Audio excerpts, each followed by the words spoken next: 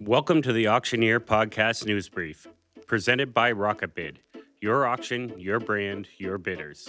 RocketBid is a commission-free white-label auction platform built by auctioneers for auctioneers, giving you the technology to run your business your way.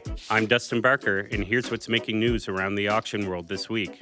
Let's get into it. Our top story takes us to California, where Monterey Car Week is about to bring some of the world's most significant collector cars across the auction block.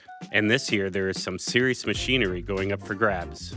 At RM Sotheby's, one of the headline cars is a 1996 McLaren F1 GTR, known as a Pop Art F1. And this isn't just another McLaren. It's one of only two short-tail F1 GTR prototypes. It was originally retained by the McLaren factory and later spent 25 years in the collection of Pink Floyd drummer and well-known car collector Nick Mason. RM Sotheby's says it's the only F1 GTR wearing a factory-created livery. And with an estimate in excess of $35 million, this could be one of the biggest collector car sales of the year. RM Sotheby's Monterey auction runs through August 13th to the 15th. But that McLaren isn't the only car worth watching. Just down the road, Gooding Christie's is holding its Pebble Beach auctions on August 14th and 15th. And they've got some serious racing history crossing the block. One standout is a 1968 Porsche 907 Langhek. This is the actual Porsche that won the 1968 24 Hours of Daytona outright, giving Porsche its first overall victory in a 24-hour race.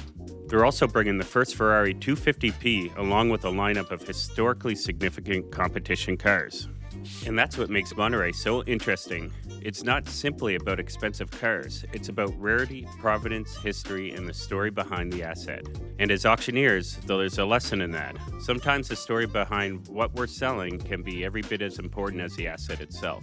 Now let's go from multi-million-dollar collector cars to some yellow iron.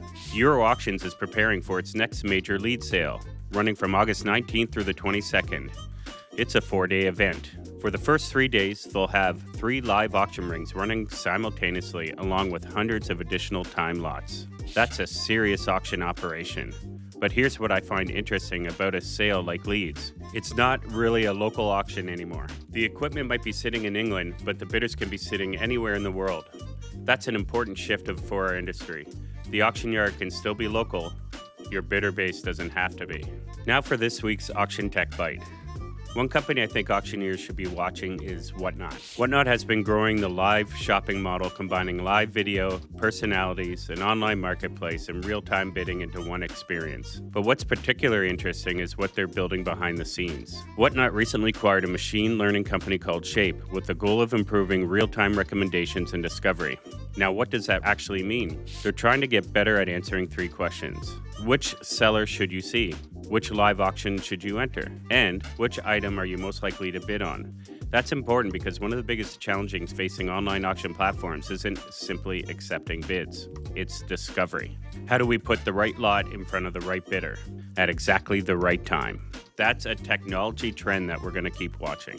Before we wrap up, here are 3 auctions to watch over the next couple weeks. First, RM Sotheby's Monterey, August 13th through the 15th. Keep an eye on that McLaren F1 GTR. Next, Gooding's Christie's Pebble Beach, August 14th and 15th. We'll be watching that Daytona-winning 907 Porsche, along with the first Ferrari 250p. And in the equipment world, Euro Auction Leeds, August 19th through the 22nd. We'll check back on these sales in the next news brief. If something big happens, we'll bring you the results. And here's my final hammer for this week. Whether you're selling a multi-million-dollar McLaren or a used excavator, the fundamentals of a great auction haven't changed all that much. Find the right asset, tell its story, put it in front of the right buyers, then let the competition do its job. Technology can help us reach more bidders than ever before, but at the end of the day, it's still good auctioneering that brings it all together.